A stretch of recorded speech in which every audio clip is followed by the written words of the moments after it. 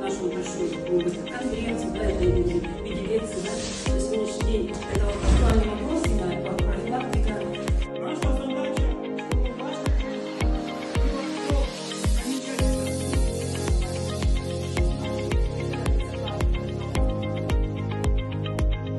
и сумма штрафа резко скачет вверх. Я говорю, вашим родителям, молодые люди, это будет очень неприятно.